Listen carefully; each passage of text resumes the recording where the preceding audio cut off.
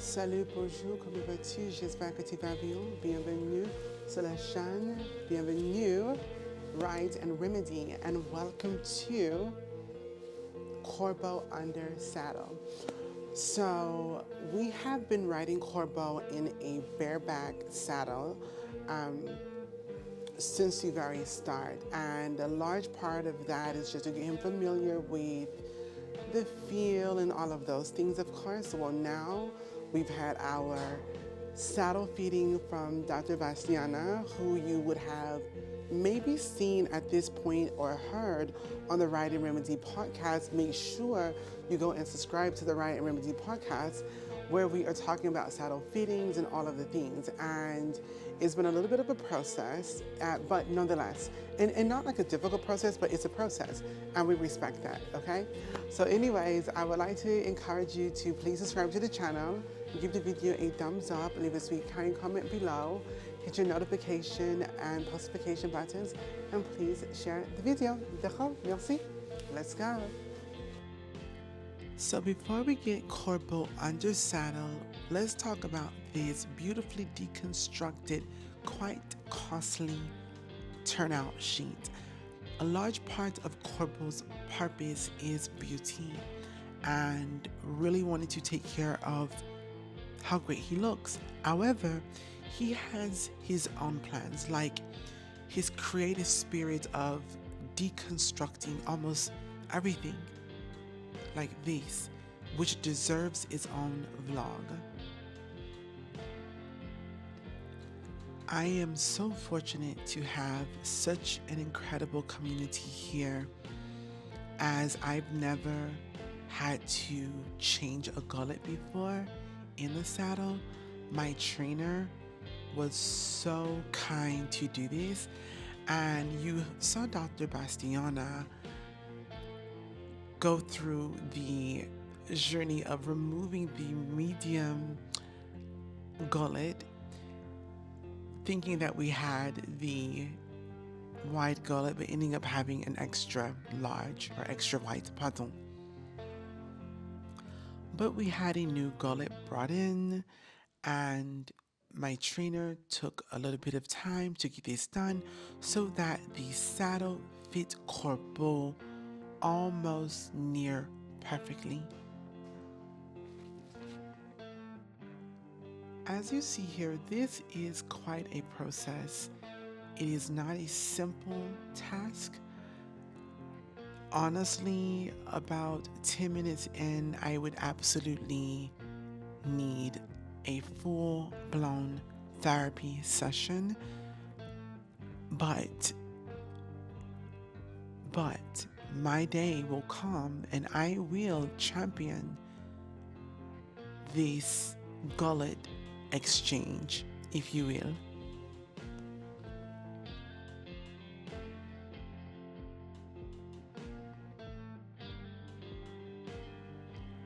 It is so great if you do have a saddle with a changeable gullet. It saves you in cost, but it costs you in time for sure. Now that that has been completed, we are going to get Corbeau back out to get him under saddle.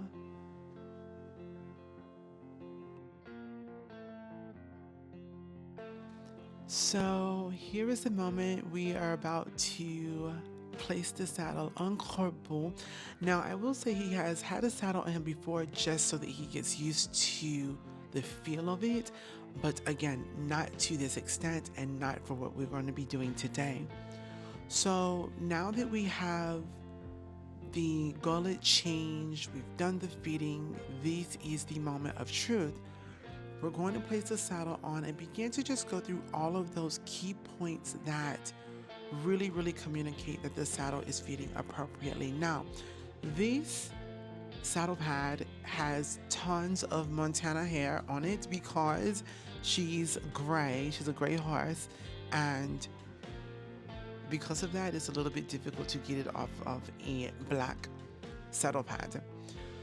So here we were discussing the ideas of utilizing a half pad and trying to provide more cushion just because you do not want to have that pressure on the withers and those things. However, if your saddle already fits appropriately, you could be creating more mass and density that then would cause the pinching, the pressure, the discomfort.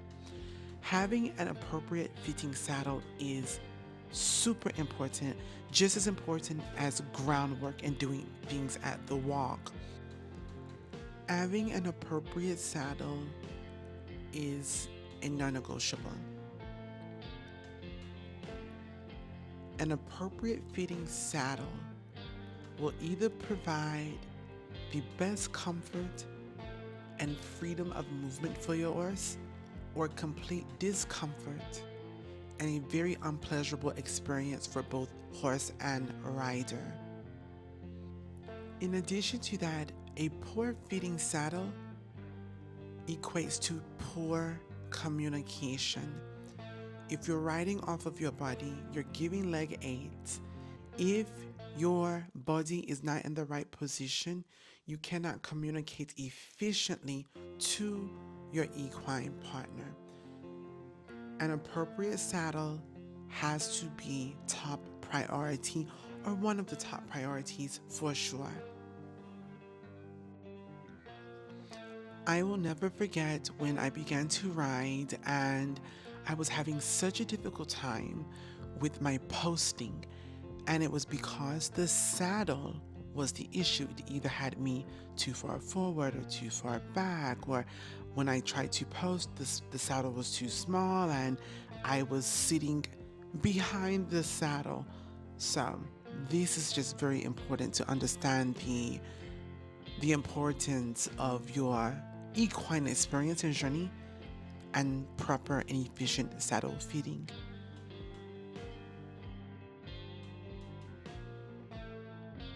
So before we even get out of the barn here, I just want to communicate that Corbeau again is new under saddle. This is his first time under saddle, and a traditional saddle versus a bareback saddle.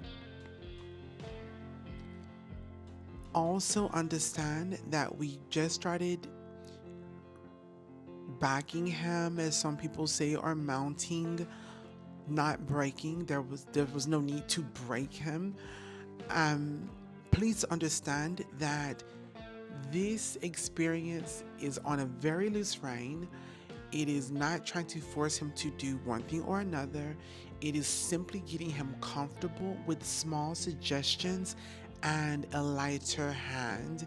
And that's how we're going here. And today is about the saddle and how it fits, and see if he responds to it the same way or differently than the bareback saddle.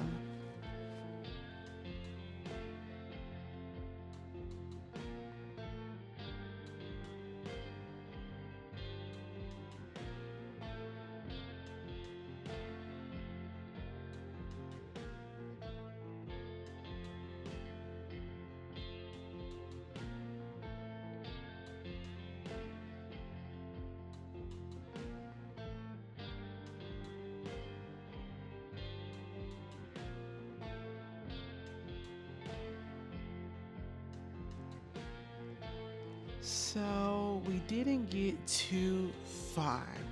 We didn't get too far because the stirrups were in my jumping length, and it did not, and also it was adjusted to Montana.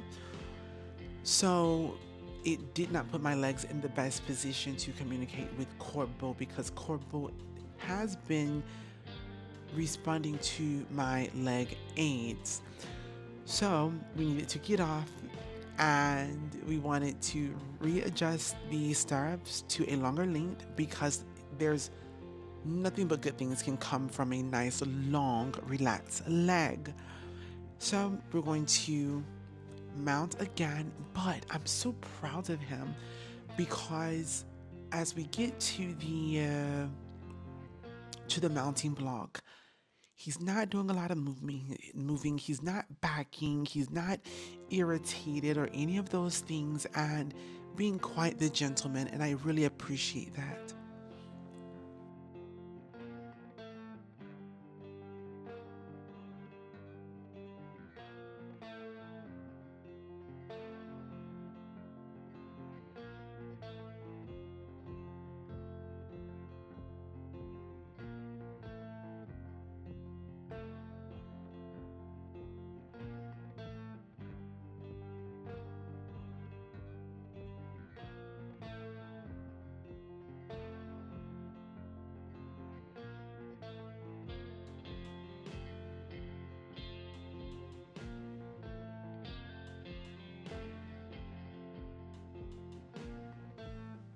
So before we get deeply or more deeply into this video, again, just communicating.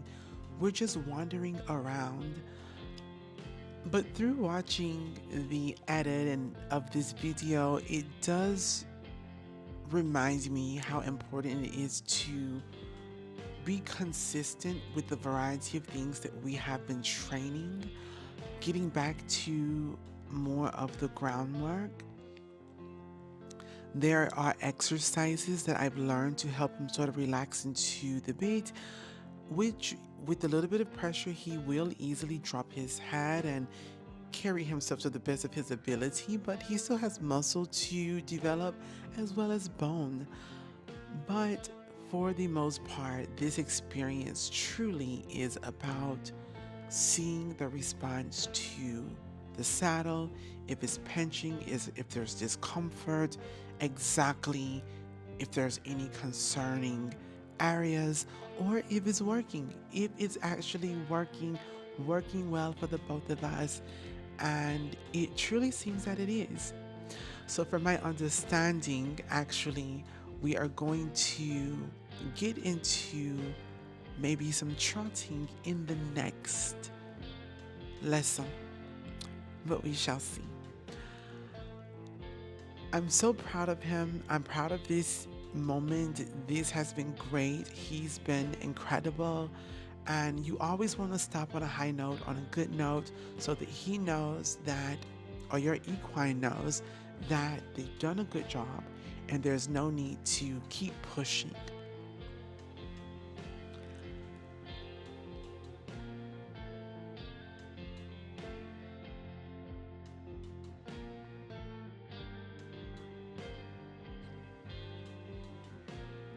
So, for some individuals, I am certain this is probably quite boring. But he literally knocks this over in no response. He's not a spooky horse.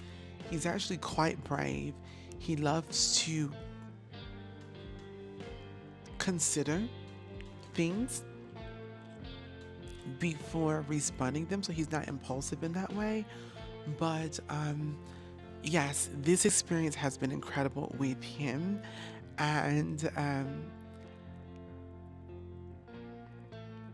I'm excited to see where things go as we do begin to trot and just really see how things are gonna come about.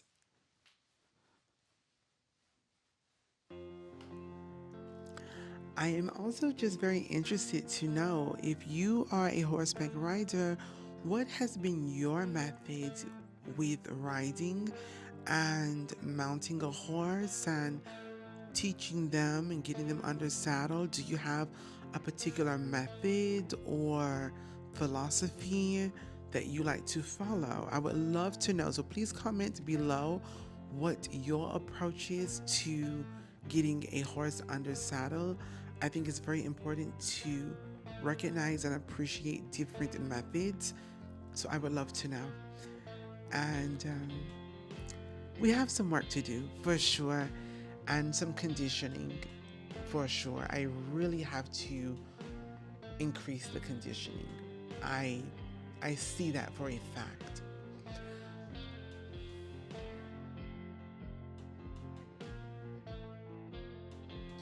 Thank you so much for taking the energy, time, and effort, of course, in watching this video. I truly appreciate it for sure.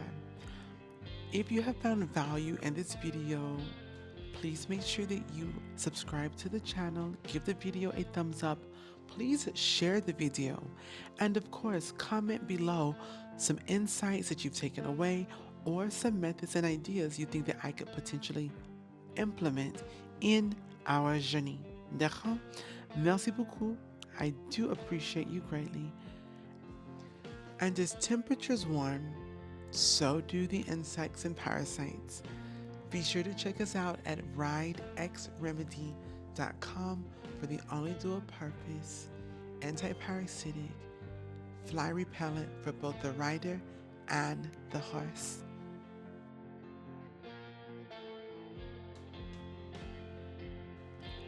And here's a friendly reminder, as we will be updating our podcast, the RIDE Remedy podcast. But until then, again, just make sure you go and check us out at ridexremedy.com. And remember, Ride and Remedy, where riding is the remedy.